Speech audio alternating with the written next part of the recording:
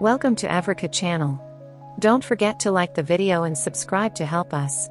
Since Porsche introduced its first electric vehicle several years ago, any recommendation to buy a Taycan came with a major caveat. Yeah, it drives great, sure, it charges pretty quick, it succeeds in being the Porsche of EVs, but its driving range is a whole nother story. Indeed, luxury EV buyers could get a Tesla Model S, a Mercedes EQS sedan, or a Lucid Air that all can travel an additional 100 miles or more on a single full charge, and in some cases pay less cash for the privilege.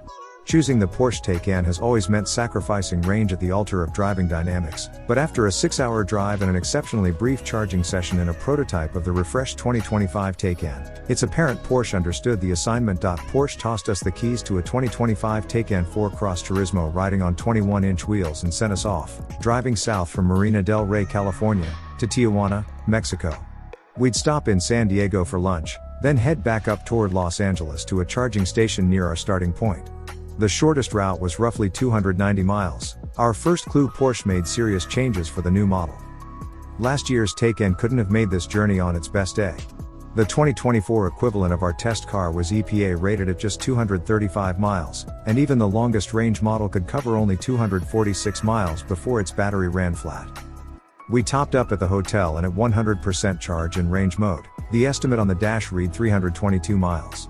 The route was mostly flat, and with weather in the high 60s and climate control set to 72 degrees on auto, the stage was well set for the Taycan to show off its new range chops. We set the cruise control to 70 miles per hour, just like we do with our in-house real-world range test. We drove in range mode for the first half of the day, which primarily puts the climate control in eco and drops the Taycan's air suspension to its lowest setting. Why doesn't the car always hunker down for the best aerodynamics? Shorter air springs mean less suspension travel and slightly inferior ride comfort, according to Porsche, although we were unable to notice a difference. The Taycan's range estimate changes depending on drive mode, and switching into normal and activating the cooled, massaging seats dropped the estimate by about 2%. As we drove back north toward the charger, the new Taycan's navigation system recognized our destination as a charging station and preconditioned the battery for a fast charge speed right from the jump.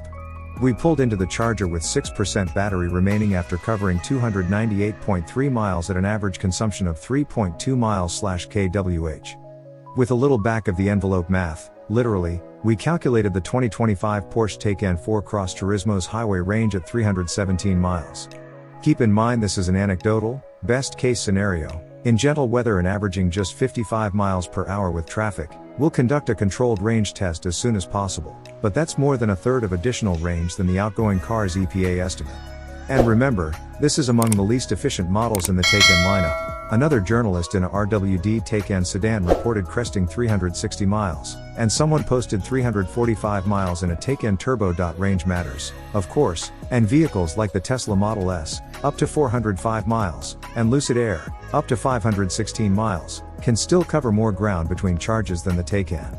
Keep in mind, though, rarely do drivers cover 300 miles on a road trip without stopping. When the snack and stretch break comes, the Porsche will get you back on the road quickly. We arrived at a 350 kilowatt Electrify America fast charging station ready to see what the 2025 Porsche Taycan was capable of. When the original Taycan launched for 2020, it was the first EV with 800-volt electrical architecture which allowed an industry-best charging speed of up to 270 kilowatts. EV units can be confusing, but think of kW as a charge rate measuring how many kWh, the battery unit's capacity, the battery can gain per hour when plugged in. As we pulled up to the charger with a preconditioned battery, a display in the digital gauge cluster told us we'd be able to begin our session charging at 290 kilowatts. We plugged in and immediately saw 293 kilowatts on the charging station display, a figure that jumped to as high as 309 kilowatts in the first 3 minutes of charging. In the first 5 minutes of the session, we charged from 6 to 30% state of charge, soak, and added about 75 miles of range. The charge rate stayed above 310 kilowatts, peaking at 323 kilowatts. One journalist reportedly saw 333 kilowatts, until 62% soak, after which it dropped to around 220 kilowatts. As is the case with all electric vehicles, charge speed falls off dramatically when the battery gets to around 80% capacity. The charging station was near silent, too, unlike the jet turbine roar we've experienced at some fast chargers. We charged from 6 to 80% and added 83.0 kilowatt hours of energy in just 18 minutes. Putting this into perspective, the fastest charge rate we've seen from a Tesla Model S Plaid is 250 kilowatts, and the Lucid Air is capable of 300 kilowatts. No vehicle has crested that mark until now. That high number means nothing by itself, though, as miles of range added per minute is a factor of both energy transfer, kW, and efficiency, mi/kWh. Based on our trip odometer's 3.2 miles/kWh efficiency average, at 320 kilowatts the Taycan can add 17 miles of real-world range per minute. The EPA reports up to 4.6 miles per kilowatt hour in a Lucid Air Touring, which would mean even charging at a slower 300 kilowatts, it could gain 23 miles of range per minute. Porsche hasn't yet given us technical details about the 2025 Taycan, but our experience driving and charging the manufacturer's latest electric sports sedan can give us some hints as to what it did here. Interpolating the charge data, allowing uncertainty for the inevitable losses between power dispensed by the charger and absorbed by the battery, we can deduce the Taycan has a higher capacity battery measuring between 100 and 110 kilowatt hours, up from 93.4 kilowatt hours in the 2020 to 2024 models. But, you say, how does a 10% increase in battery capacity result in a 35% increase in range?